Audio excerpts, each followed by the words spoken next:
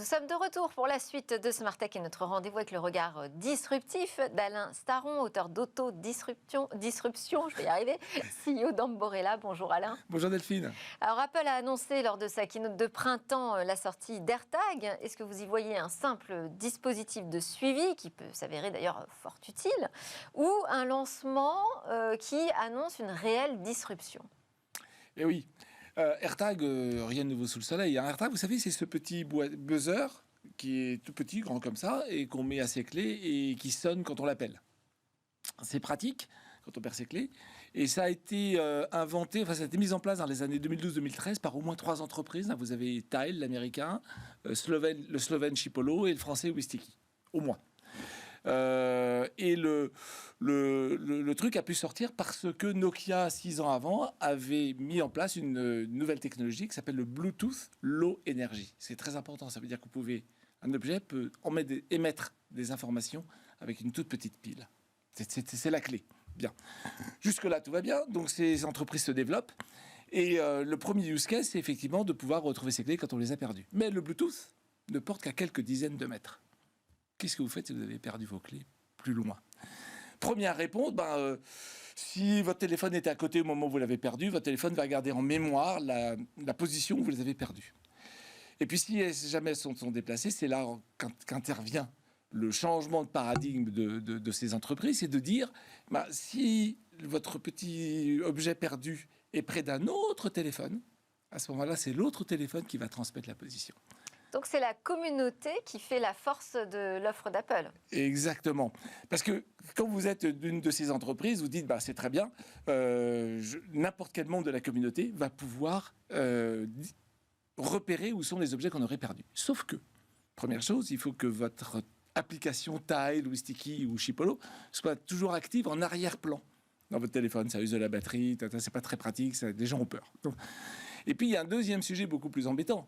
Mais il faut quand même que, c'est bien d'avoir 5 milliards de téléphones, d'utilisateurs de téléphones sur Terre, 5 milliards et des poussières, donc 4 milliards et des poussières de smartphones, ça c'est très bien, mais il faut encore les convaincre de placer Chipolo, de placer Tile et de placer Wistiki. Après 6 à 8 ans, Tile a eu 26 millions d'utilisateurs, c'est le leader, 90% du marché américain, et Wistiki, elle fait faillite l'année dernière. Pourquoi? Parce que c'est très cher d'aller convaincre tout le monde d'aller installer son application sur le téléphone. Apple, Tim Cook l'a annoncé au mois de janvier, c'est 1 milliard d'iPhone en circulation et 1,6 milliard si on rajoute les iPads, les Apple Watch, qui sont toutes compatibles. Et quand vous êtes dans le téléphone, vous n'avez pas besoin d'une application en arrière-plan. Donc, avec 1 milliard dans le téléphone, ces téléphones sont tous des petites antennes qui relaient l'information de là où vous êtes.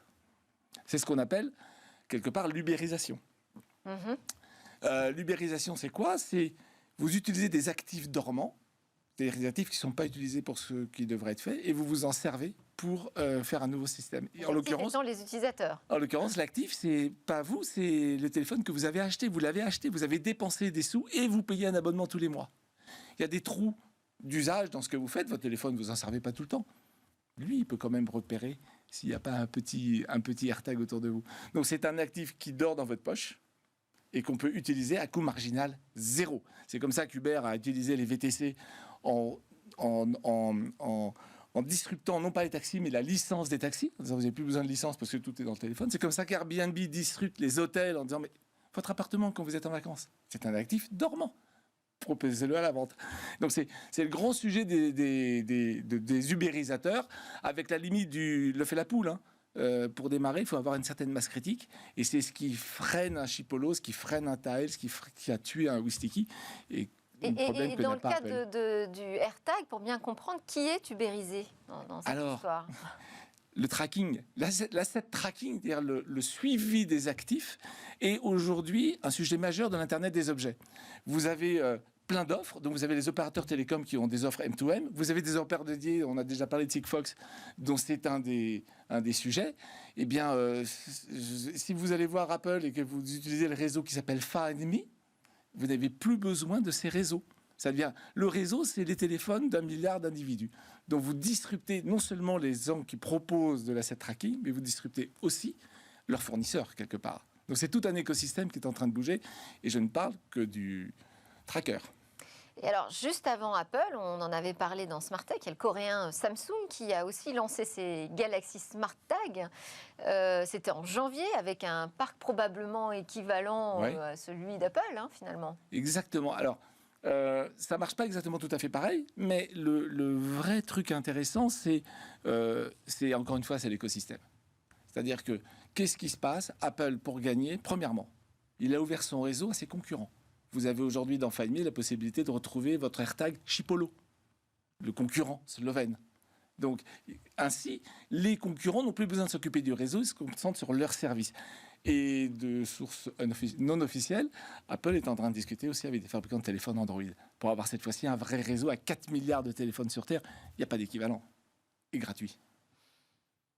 Eh ben, c'est impressionnant, donc une vraie disruption. Ouais. Vous nous dites finalement qu'elle C'est est dans une un vraie- petit tracker. Voilà, et ce n'est que le début, puisque sur l'iPhone, vous avez non seulement le Bluetooth, mais l'ultra wideband Bluetooth, qui est une résolution qui monte à quelques centimètres.